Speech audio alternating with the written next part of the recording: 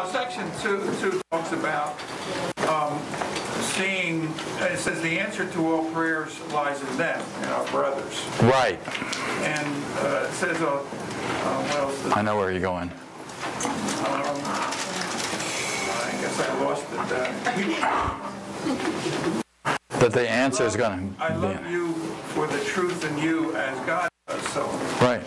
How do I see the truth in them? The truth in my brothers. Yeah. Right. Okay. Good. Well, first of all, I know it's there. Okay, it's in everyone. And as I've said in the past, it's in the innocence which is there. You know, if I can look in and I can see the innocence which is there, which is possible to see the innocence which is there. There's a part of that section here that says that your brother will be telling you the truth. And you want to be paying attention to what that is. And even that's true when your brother is complaining to you about you. Okay?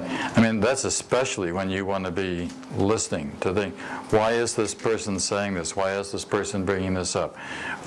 Is there really something that I really need to look at that's inside me because of whatever observations that are being made here?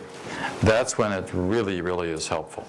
And especially if you don't feel attacked.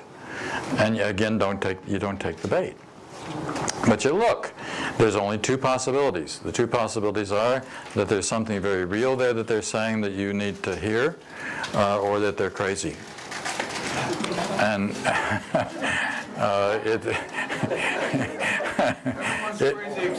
yeah, right. It's more likely number one than number two, right? So I really kind of want to pay attention to whatever that is. If they're just completely out of their minds, then they're completely out of their minds, but maybe not. Yeah? Thank you.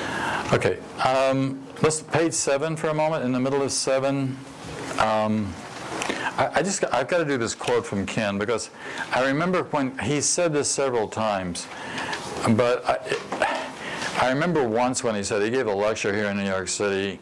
Actually, it was the first time that I think I took Yasko to meet Ken. And he said, the world is a maladaptive solution to a non-existent problem. And I think it was one of the very few times I ever saw Ken kind of like take a little bit of pride in that one. Because it really was a good line, you know. That's the truth. The world is a maladaptive solution.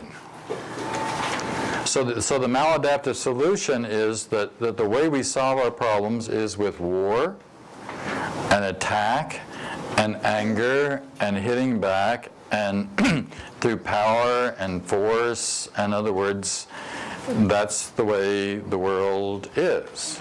So we just go, and if you study history very much, you see that the world has really been insane, and it's always been insane. You know, studying history is usually studying battles and wars, and one pope killing another pope, and right? So that's just the way the ego works. So the idea is that we want to begin, but that's a maladaptive solution. The maladaptive solution is, I don't like what's going on in Iraq, I'm going to go kill 100,000 people in Iraq. That's the solution. That's insanity, right? We'd all agree that that's insanity. And that's always been insanity. But I also want to look in terms of how that would be true inside of me, not just in terms of the way that the world would manifest that.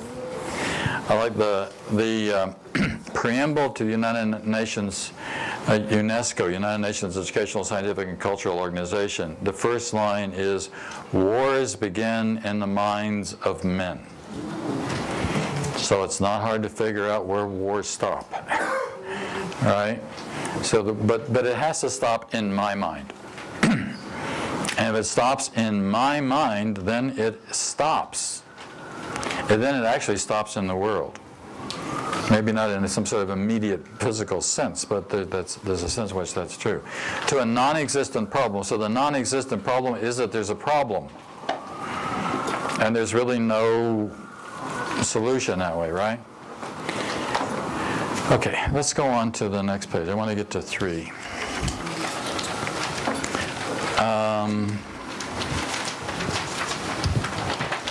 Actually, let's skip to 3, just because I want to. You can read the rest of this if you want to. 3 begins on the bottom of 11 and it goes on to 12. So let's go on to 12. Actually, Brad, could I borrow your book, the Course in Miracles, for just a second? Yeah, okay, I'm sure it will. This is a brand new book. Finally persuaded Brad to start learning this. He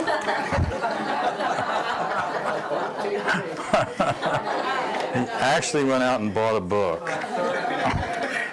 It's the third one that I've gone through. All right. I'm going to read a little bit of this chapter.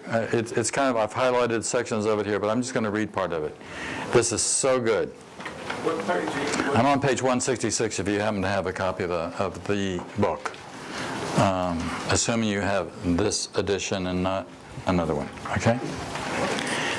The alertness of the ego to the errors of other egos is not the kind of vigilance the Holy Spirit would have you maintain. Okay? Let's skip down to 2. To the ego is kind and right and good to point out errors and correct them. This makes perfect sense to the ego, which is unaware of what errors are and what corrections is. Errors are of the ego, and correction of error lies in the relinquishment of the ego. When you correct a brother, you are telling them that he is wrong.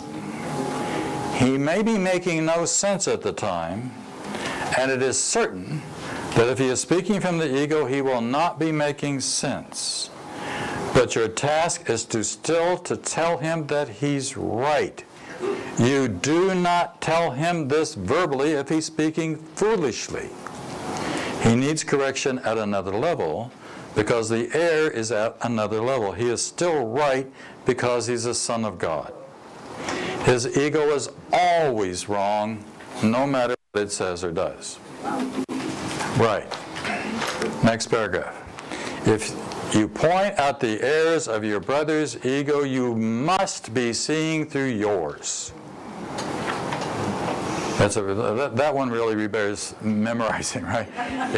If you point out the errors of your brother's ego, you must be seeing through yours, because the Holy Spirit does not perceive his errors. Why doesn't the Holy Spirit perceive his errors? Because there's no ego there, right? Okay? This must be true since there's no communication between the Holy Spirit and the ego. The ego makes no sense, and the Holy Spirit does not understand anything that arises from it. Since he does not understand it, he does not judge it, knowing that the ego makes meaning any... Oh, I read that wrong. Since he does not understand it, he does not judge it, knowing that nothing the ego makes means anything. The next line is a very important one. When you react at all to error, you are not listening to the Holy Spirit. You are not He has merely disregarded them, the Holy Spirit.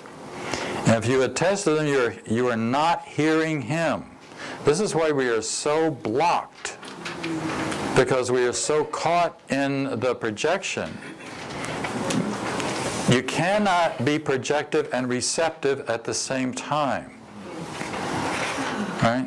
And if you just sort of think about it, we are constantly in this projective state. You can't constantly be in a projective state and hear the voice for God speaking to you, to hear the Holy Spirit. You're literally not listening. You've set up an interference pattern. You've set up a barrier. What's the whole course about? About removing the blocks to the awareness of love's presence. But we do that by becoming aware of what the blocks are. As I become aware of what the blocks are, and we are constantly being shown what the blocks are, every time you feel frustrated or anxious or angry or annoyed or whatever it is, that's a block. So it's pretty easy. It's pretty clear that that's where it comes. So I just look at whatever this is that seems to be frustrating or annoying me. Yes? Did you say you can't be projective and perceptive? Receptive. Receptive at the same Not projective. Receptive. Receptive, okay. You can't hear at the same time. It's like if you're talking, you're not listening, right? But so we're talking in our minds. Judging. But yeah, so we're analyzing and we're interpreting it with our minds, which then becomes the block to my being receptive to guidance. Lily Katz? I was just thinking an example of that, like on a speakerphone. A speakerphone, yeah. If you're speaking on a speakerphone. Good illustration. Right, you can't be talking and hearing at the same time. Right, that's a good illustration. Right. Okay. Let's go to 5. Now, I think this first line in 5 is one of the more important lines in the whole course. It's not like this is really important, but this is a really important line. I mean, this really is.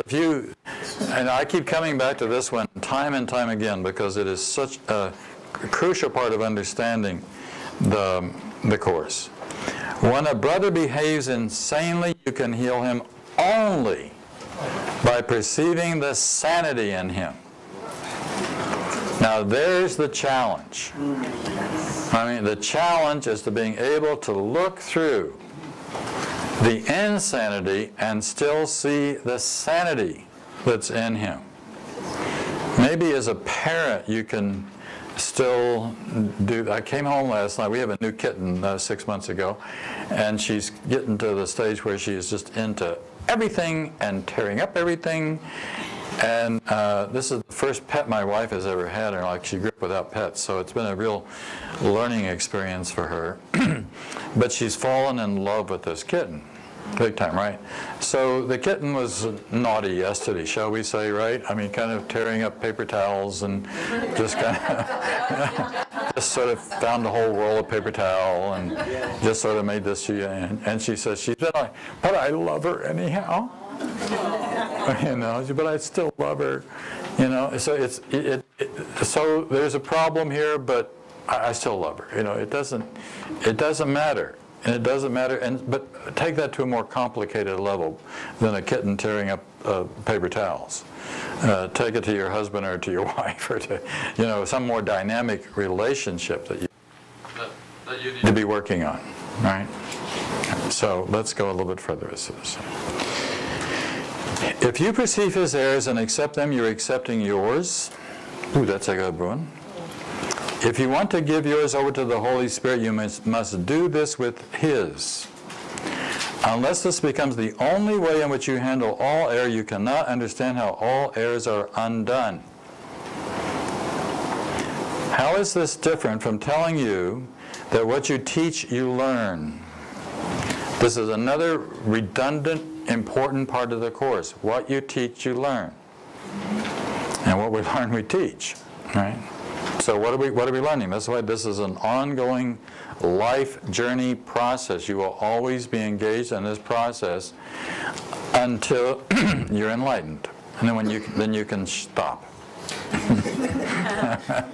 You can close the book and go home. Which I think, as you all know, is what Ken did. Okay?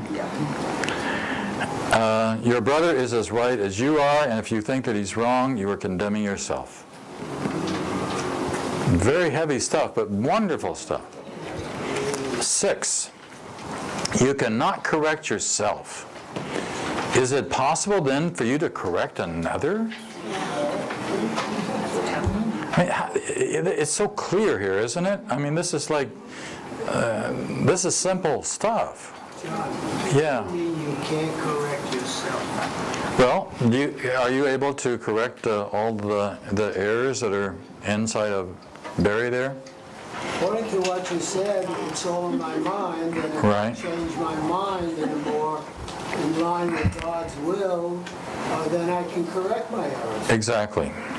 So it's a. What do you mean when you say you can't correct your errors?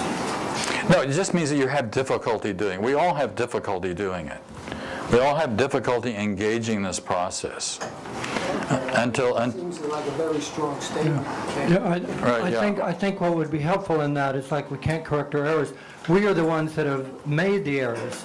So we can't teach ourselves because we've taught ourselves amiss. So we need the teacher to help correct our errors. So that's pretty much in line, like we can't correct our errors. We are the ones that made the errors, so we need help in correcting them. I may be too picky, but just that statement, we can't correct our just means we have difficulty correcting. Very strongly. Right. So I just look at it, let alone to think that I can fix somebody else if I can't heal my own mind, don't let me think that I can heal another mind. It's only this mind that needs to go. You want to give the mic back to the back row? It's on already. Done. John, I keep coming to the same question. I think I ask this every month. Well, stop it.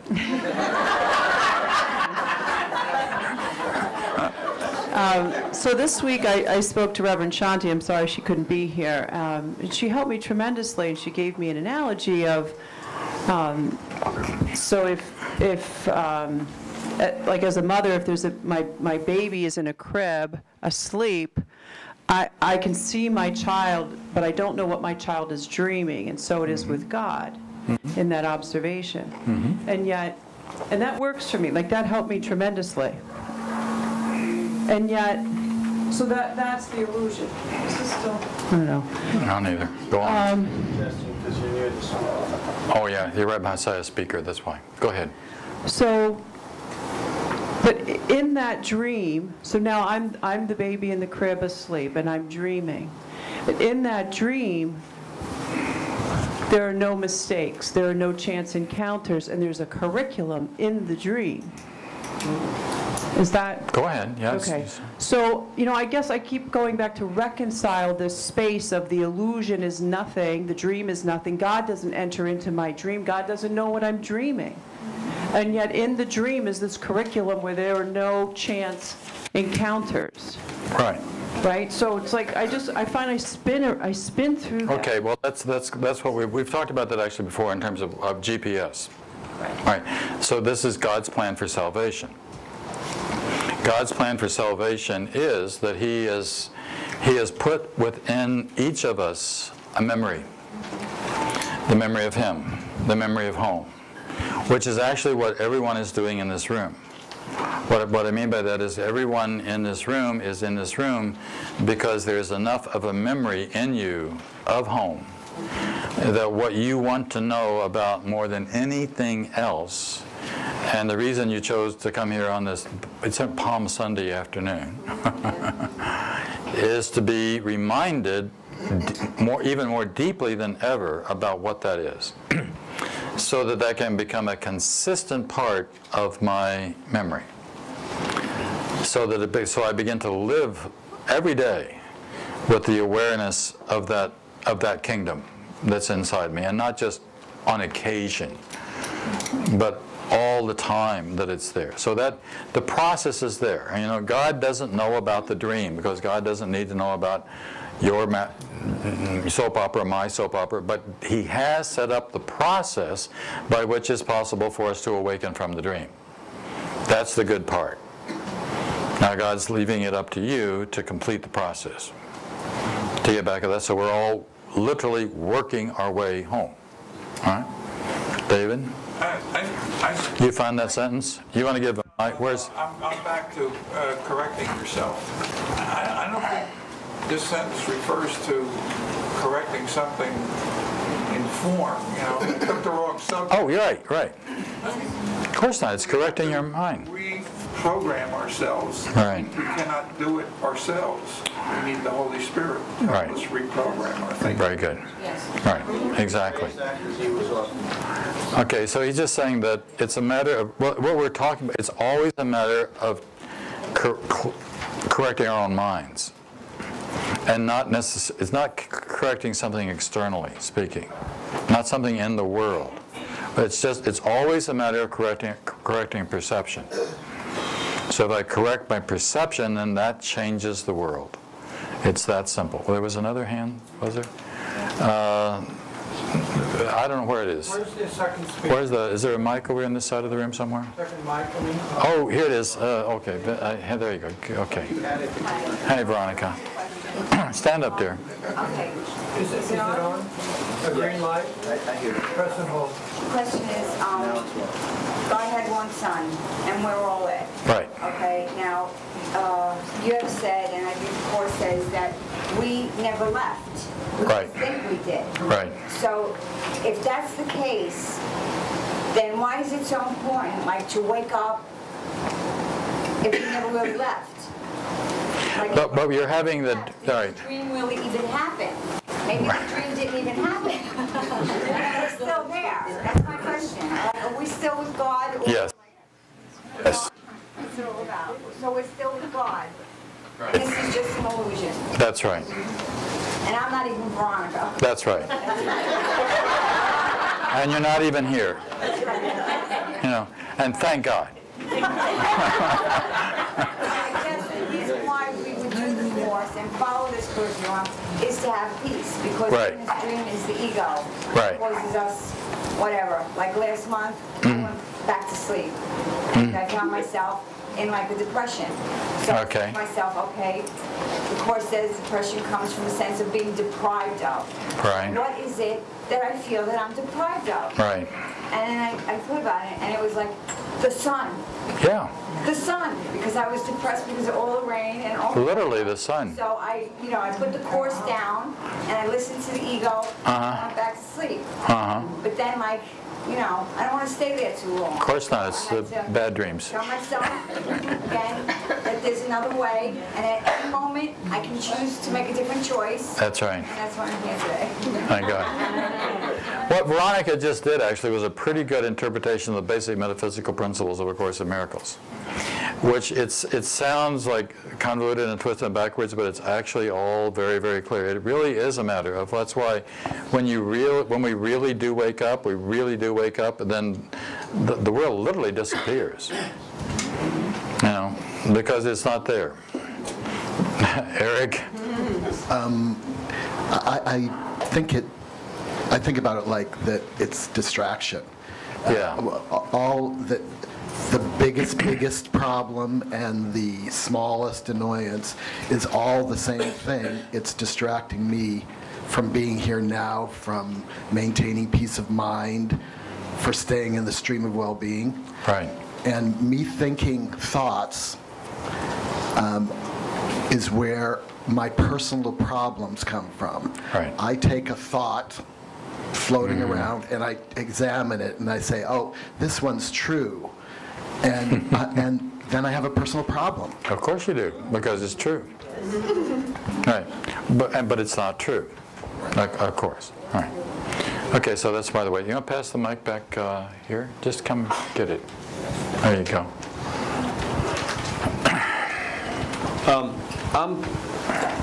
It's working? Yeah, it's working. I'm back on 14 and the piece about if you want to give your error over to the Holy Spirit, you must do this with your brothers. Right. And I'm not sure. Your brother's errors. Right. Right. And I was wondering if you could just speak. So you're not seeing the error in your brother or in yourself. Right. Right. All error in that sense is just a call for help. Yeah. Yeah. Okay. Okay. But what the piece that I'm stuck on is you must do this with his. It seems like his errors. Yeah.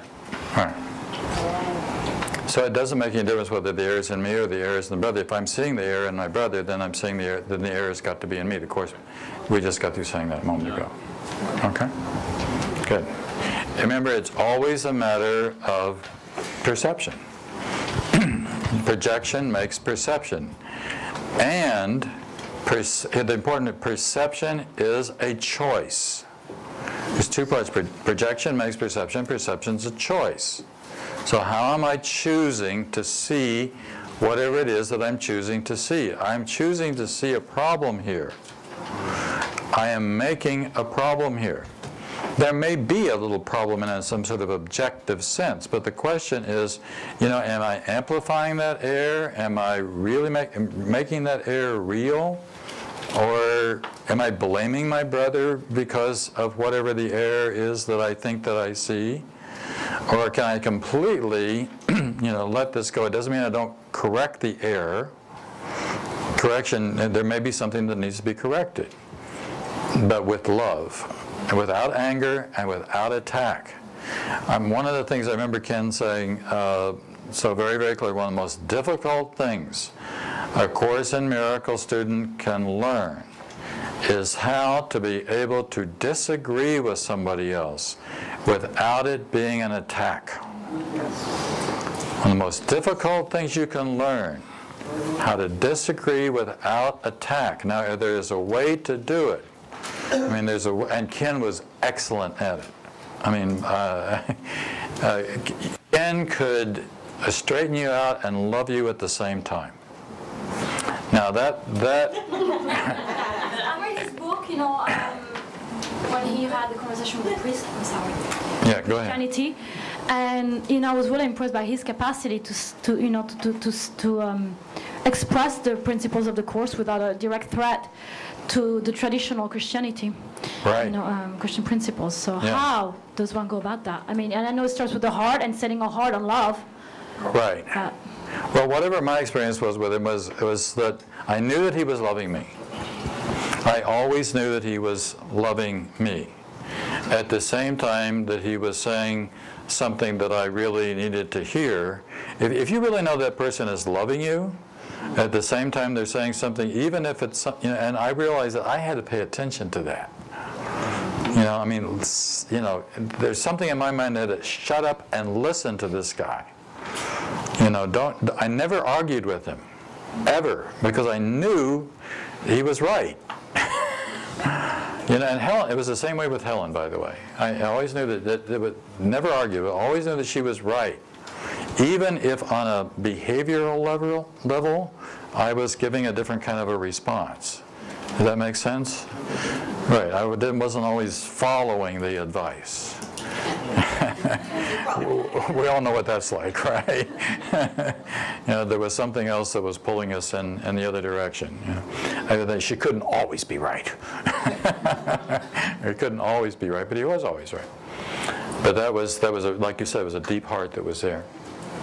Okay, now let's go on just a little bit further with chapter John, can 3. I add one last thing to that? Sure. I just something came to mind. Two things that the Course teaches, that miracles mirror God's love, as perceptions mirror our own fears. You know, perception comes from projection. So if we're starting from projection, which makes perception is mirroring what is in our mind that we projected. So all error outside of us is error we see in ourselves. It's so helpful to look at it that way, because if projection makes perception, if I think you've done something wrong, it's because I projected you out there, and projection is making perception from an error in here. It has nothing to do with you. That's why it always teaches what you see in your brother, you'll see in yourself. Because what you're seeing in your brother is a projection, which is a perception of the error that's in our mind. All right, thanks. So I'm on paragraph 7 on 167, if anybody's sort of with me for a little bit more on this. I'll just kind of read the first sentence in some of these paragraphs there. Except his error is unreal, and you have attacked yourself. Heavy? If you will find your way and keep it, see only truth beside you, for you walk together. Now this is another really important part that the Course talks about in this chapter. It's always remembering that, as Veronica said a moment ago, and as a couple of people have said, there's really only one of us here. So if there's only one of us, there's only one mind. So, and our job is to heal my mind, but it heals all minds in the same process. That's the way we get by recognizing that there's literally no difference between us. Physically, of course, there's differences between us. But on the level of mind, which is the only reality that there is, because bodies are incredibly ephemeral. In case you haven't noticed, they all die. Right? And they die soon. I mean, 80 years is nothing. 90 years is nothing. It's just a moment in a brief candle, so then the whole process is over. So that gives us the opportunity to get out of the body and back into the mind. Now, hopefully, you're not going to want to try to get back into a body. The Course says very clearly, and I literally saw this in a 1976 death experience I had, that the body and the world both, this is a hiding place. We come here to hide out from God. Literally. You know, so if you're hiding out from God, so God can't find you. And as long as you got your own little world going on, then that's the world. And God can't get into that world because you've built up the world, which we clearly understand is a dream that you've built up. This is your soap opera. This is your story, your drama, right? And the more of a drama that it is, then the more real it seems, but the more of an illusion it actually is, right?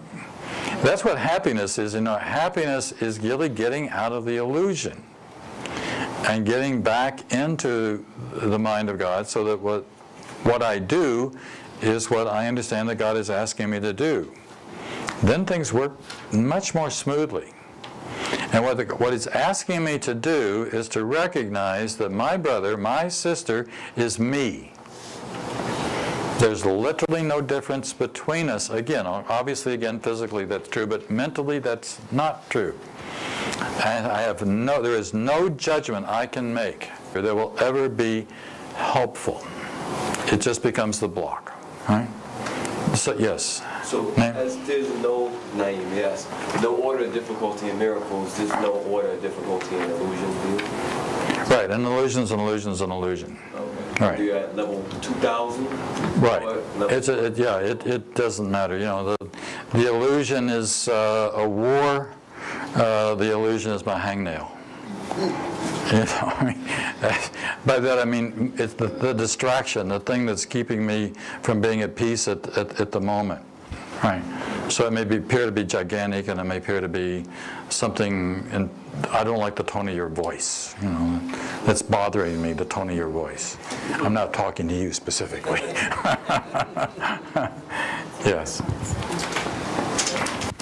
Just so I understand, so we're hiding out because we think we can do better and because we think we've left God and we're afraid of His wrath? I mean, is that Yes, is it both those? Or, yeah. Yes, we're afraid of God. Right, but it's also because we think we could do better, like creating our own world? Is that, or no? It's not a matter of necessarily doing better, but we want to do it ourselves. Thank you very much, God, I want to do it myself. Okay, because I can do better. No, I guess. I mean, why would, no?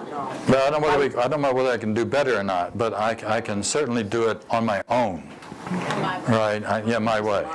Right, okay. I can do it. That's the whole part of being independent and separated and segregated and divided and split off from this mind of God. Okay. Right. Thank you. Okay, let's give it to Barry here, who's going to ask a really good question. Or it's going to be a sermon. Well, I've been thinking of this ever since the first hour, and there's something missing that maybe you can help me with. I have a great deal of fear about aging, sickness, and death. And although I'm in good health for my age, I'm 74, and I live a healthy lifestyle, when my body's not working right, a great deal of fear is touched off. So I thought about this question for a long time, how to deal with this, and I say to myself, well, I'm reading your books. So what if I die? Good. Heaven is eternity. There you go. But there's something missing in that. Maybe it's what's missing? I'd like to be alive.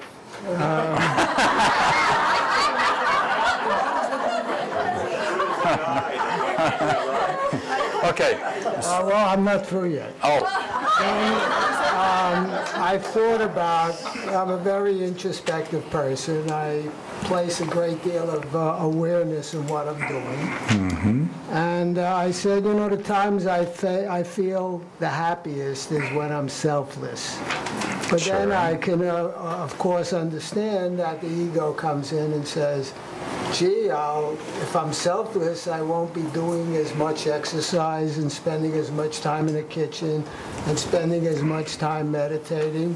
And I don't want to give that up because of this great fear I have, even though I'm in good health for my age. I'm 74.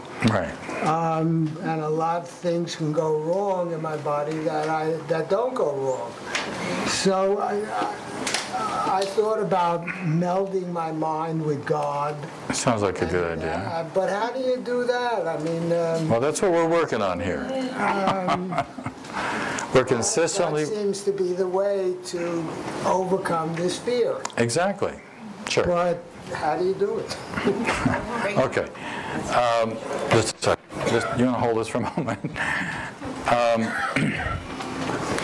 So Barry's always talking about on a very practical level, right? One of the interesting things that you... It's bad to intellectualize rather than speaking from your own experience. Right. Thank you, Buddha. So one of the things that you said that you like being alive, right? And of course, who doesn't like being alive? But what is life? So let's talk about what life is from the standpoint of the Course, okay? So the Course says life is in the mind and of the mind. Having a body is not the thing that makes you alive. Okay? It's the fact that you have a mind which is alive, which cannot die. So, and one of the definitions of God that appears in the Course, it says God is life. That's a definition for God, right? God is life. And you are a part of God, not as a segregated, separated, individuated soap opera story Barry, but as a mind that can get back into that mind anytime that you want to, and I'm sure that there are times that that actually happens, right? So there's absolutely, you said that one of you were afraid of dying. That has got to be the silliest thing in the world. Now, what I mean by the silliest thing in the world is that when we read all of these experiences of people, these near-death experiences that people have, they always describe it as being absolutely wonderful and blissful and glorious and more incredible. And the body is an incredible confinement in space and time. There's nothing to be afraid. You lose nothing. How could you lose? And I've said this twice today already. How do you lose? What do you lose if you lose an illusion? Well, that's what I have trouble with because right. Well, it's just intellectualizing. I mean, you integrate it in your soul. You integrate it by allowing it to become an experience. And by allowing it to become an experience, well, of course, the more, remember the mustard seed illustration or the leaven illustration a while ago? The more that grows inside me, inside my mind, the more that I know that that is true, the more alive I am. The more aware I am, the more I'm aware of the fact that there's nothing here outside of me that really is meaningful and important. It's only a matter of this love, this memory, which gets me back home again. And it's possible for anybody all the time. And but there's something missing in how you go about doing this. You do it. You practice it. The way we do it. Just a second. The way we do it is we practice. Practice what? Well, how about have you started doing the workbook lessons in the Course? Reading your book. What is you're reading my book. That's not very good.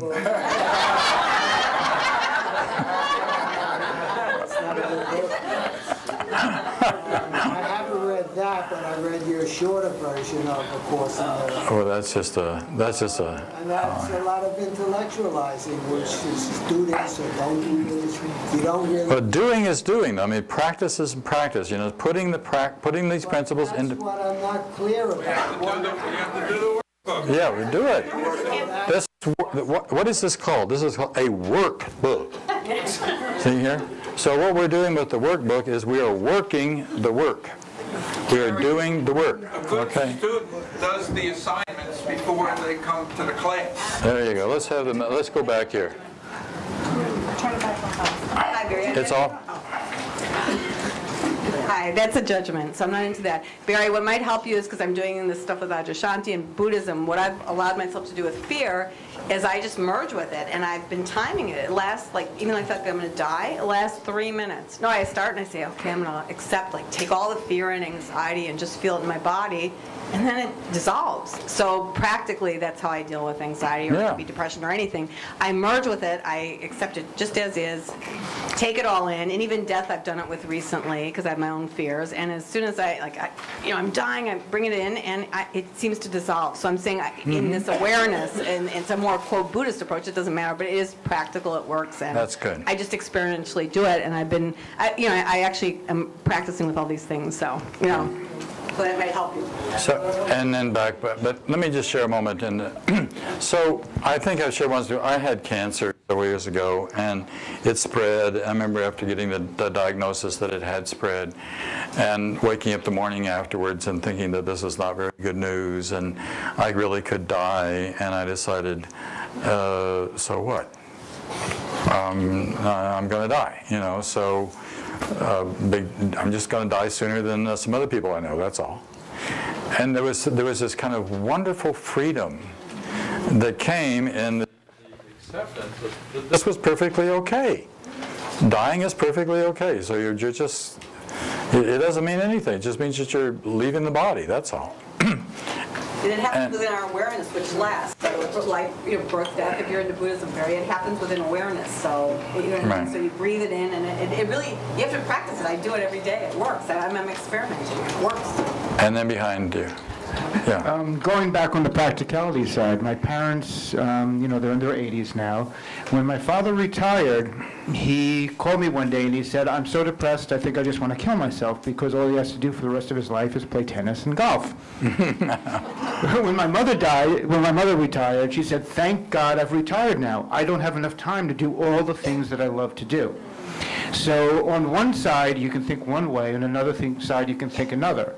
And on the practical side, it's not just about doing the things selfless, but it's also about, if you don't take care of yourself, you can't do the things that are selfless. So you have to balance your entire body, mind, spirit together and have a full balanced surrounding of your entire existence. So create your perception based on what you will have as happiness and health, so that you can do what you perceive is the right thing to do spiritually, physically, intellectually. And it sounds like Barry's doing a lot of that. He's a pretty healthy guy. All right. Eric, and then we'll try to finish this chapter. This section. It just strikes me that might be helpful is we're always here now. Yeah, very good. We're never not here now, but the ego wants me in the past or in the future. Right. What I'm doing is I'm still here now when that's happening. It's just what I'm filling my mind up with. The thoughts that I'm filling my mind up with and saying are true are my personal problems that I have just invented by thinking thoughts. And it's not anything more than that. Now, there is nothing wrong right now, and I'm never not here right now. Right, good. That's a good illustration. When I had that, when I had the cancer, it was, I thought, well, I'm not going to die right now. I mean, not this, I'm going to live for some more days, I'm not going to die in the next few minutes or the next hour. So what I'm going to do in the next hour, I'm just going to be the most loving person I can in the next hour to the next person that walks in that hospital door and the next person that walks in that hospital door. And that actually brought me back to life again. I mean, life. But it brought to a deeper life because it wasn't about the future. It was about just going ahead and living and being alive in this moment, which helps to wake you up. That's why Eckhart Tolle was so darn popular, because he said something that struck a very true chord inside all of us, right? And Dolores is, can we get it back to Dolores back there? Pass this back to Dolores. I remember reading something Anthony DeMello had written about, imagine your problems from a position of having died 2 weeks ago. Yeah, he's good. He was good. All right. Just one? Let me have one. All right. You know, we've given the definition of death to the body. But life is all that is infinite. So the body can't be alive because it's not infinite. So there are many forms of death. To be afraid is to be dead. So can you be afraid of being afraid? You know, so think of it, it sort of helps remove the fear. If you think of it, to be fearful is a form of death. To be depressed is a form of death. All life is all that is infinite. So our one responsibility is to be willing to move past all of our fears and depressions by one practice is the workbook of the Course in Miracles. Okay. Well, have you ever had the experience of thinking that you were seriously ill and may die? Absolutely. So, and you use this way of dealing with that the way you just said it? Absolutely. Right. And it just Sure. cleared away your fear? Well, you know, it's through my practice that it cleared away the fear. Through my own devices, I really got nowhere. It's been coming up against the wall time and time again, and now in my 40s, I think, you know, my way's not working, so I turned to this Course, and through the practice of the Course, now the fear is dissolving. And so the evidence of the guide that I'm following is showing up in my life and proving that this is the truth for me. That's the benefit of facing the fear and facing the anxiety and letting it be what it is. And then it really does have this wonderful way of dissipating because nothing is happening again in this exact moment. And then Wendy. Can you just remind me of what the Course says? Because I know the Course says that bring your problems, your fears, to the Holy Spirit. Right. And then the Holy Spirit will take care of them. Right. That's what dissolves them, right? Right. There's more to that. No, that's pretty good. It's actually just a matter of bringing it to the truth of the reality of who you really are. Okay? Okay. One last paragraph in this section, and then we're going to take our second break. And that's on, for those who are in the book, page 168, paragraph 8. The Holy Spirit forgives everything because God created everything. Do not undertake His function, or this is kind of what you were just talking about, Wendy, or you will forget yours. Accept only the function of healing in time, because that is what time is for. God gave you the function to create an eternity.